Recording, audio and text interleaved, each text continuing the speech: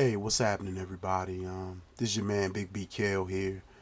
Um, Family, I just came across this article right here, and it's a pretty sad story.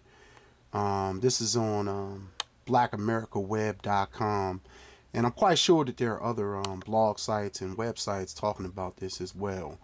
Black teen that was spanked on that viral video by his uncle about a year ago. Last week he was found murdered. He's found dead. I know many of you all probably remember that video.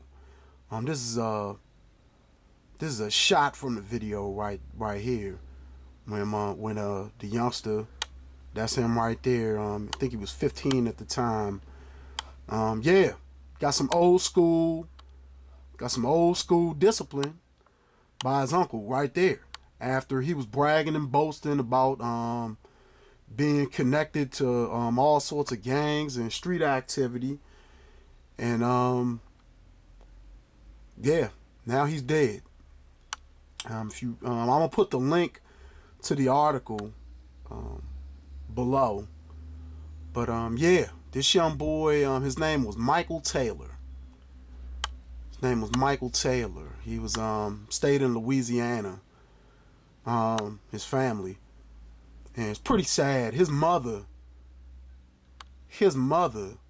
like, she heard shots and knew that he had just left the house or whatever, and she went looking for him, and to her horror, when she came back to the home, she found her son slumped over, lifeless on a cold sidewalk.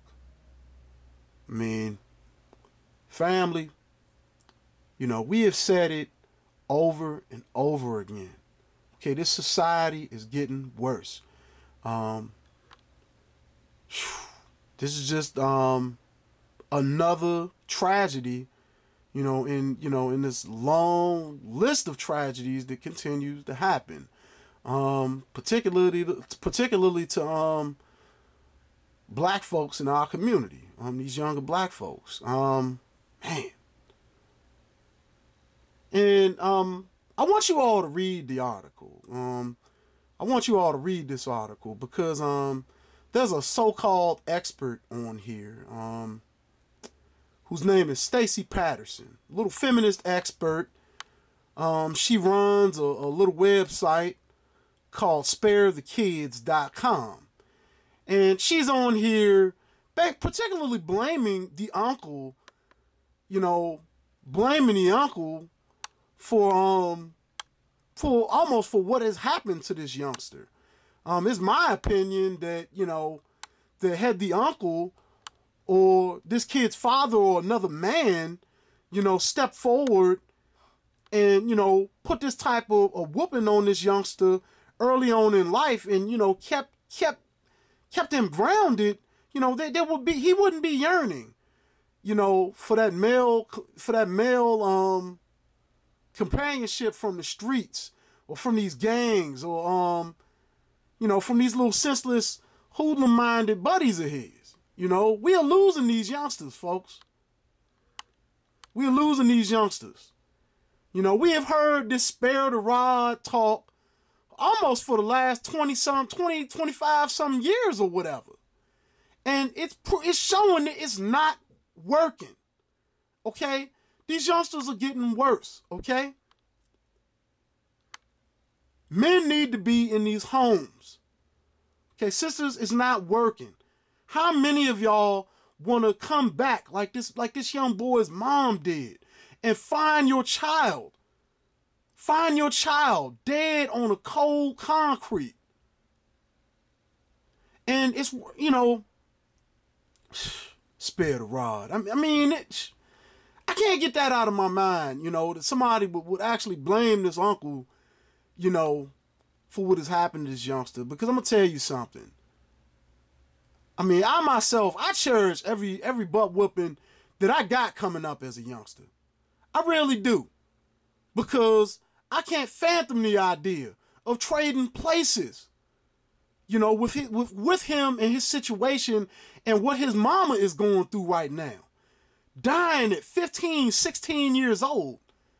That's not living, family. I mean, that is not living. 15, 16 years old. That means that this youngster, he hadn't even reached 1/4 of his life's full potential yet. Not 1/4 of it. And I mean, and coming back to the sparing the rod thing, I mean, hell, you know, we could front and do all this, you know, coddle thing and spare the rod all we want. But let me tell y'all something. Are these police officers sparing the rod on them? Hell no, they're not. They don't just got rods. No, they got guns, billy clubs, tasers, pepper spray, and a whole bunch of other things to put these little youngsters in check. I mean, what's it gonna take, family? What is it gonna take? You know, we keep on discussing this. You know, and this young man, you know, he won't be the first, he won't be the last. I mean, like I said, sisters, how many times are y'all gonna keep on singing that same sad song? My baby ain't never hurt nobody, but he still got smoked at Bebe's party. You know? How many times? Peace.